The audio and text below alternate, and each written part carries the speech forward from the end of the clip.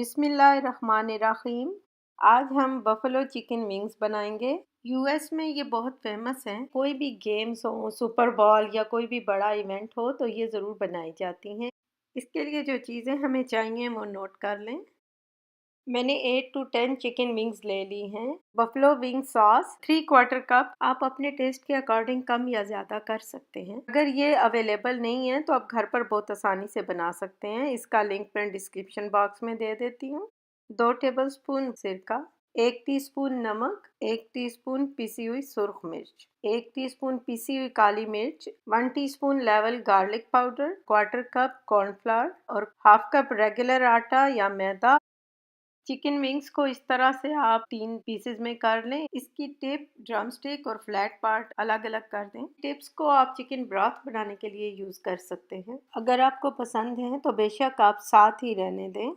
अब एक बाउल में पानी में 1 टीस्पून साल्ट और 2 टेबलस्पून सिरका डालकर सारी विंग्स इसमें सोक कर दें ताकि चिकन की जो स्मेल है वो इसमें से निकल जाए। ऑलमोस्ट आधे घंटे के बाद विंग्स को इस पानी में से निकाल कर अच्छी तरह से धो लें और फिर स्ट्रेनर में डाल दें ताकि इसका पानी बहुत अच्छी तरह से ड्रेन हो जाए। और इनको पेपर टॉवल के साथ इस तरह से ड्राई कर लें ताकि इनमें ज़्यादा मॉइस्चर ना रहे। आटा और कॉर्नफ्लोर में सारे स्पाइसेस डालकर मिक्स कर दें। अब इसके अंदर सारी चिकन विंग्स को एक एक करके अच्छी तरह रोल कर लें और फिर इसको टैप करके एक्स्ट्रा कोटिंग को इस पर से उतार दें। कोटिंग की वजह से इस पर बहुत अच्छा नाइस क्रिस्प आ जाएगा। किसी भी ओवन प्रूफ डिश में ऑयल स्प्रे करके विंग्स उसके अंदर अरेंज कर दें। मेक श्योर कि इनके दरमियान इतना स्पेस ज़रूर हो, अदरवाइज ये पानी छोड़ देंगी और अच्छी नहीं बनेगी। विंग्स को फ्लिप कर दें ताकि इसकी दोनों साइड्स पर ऑयल लग जाए। अगर आप चाहें तो फ्लिप ना करें और इसकी ऊपर की साइड पर ऑयल स्प्रे कर दें।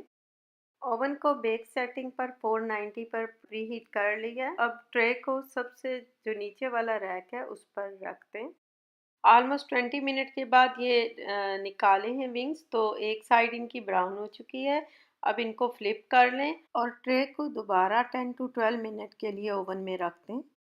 अब चिकन विंग्स की दूसरी तरफ भी नाइस कलर आ गया और ये कुक हो चुकी हैं। इनको एक बड़े बाउल में निकाल लें और अब बफलो सॉस ऐड करके इनको अच्छी तरह से टॉस कर लें। सॉस इतना ज़रूर होना चाहिए कि ये सारी चिकन विंग्स पर अच्छी तरह से कोट हो जाए। आप चाहें तो इनको इसी तरह भी सर्व कर सकते हैं, लेकिन विंग्स को क्रिस्प देने के लिए और कोटिंग को अच्छी तरह से इसके अंदर ऑब्जर्व होने के लिए आप इसको फिर से ट्रे में स्प्रेड कर दें और इनको 5-6 मिनट के लिए ओवन में फिर रख दें। ये अब हमारी मज़ेदार बफलो चिकन विंग्स रेडी हो चुकी हैं। इनके ऊपर बहुत ही नाइस कलर और क्रिस्प आ गया है।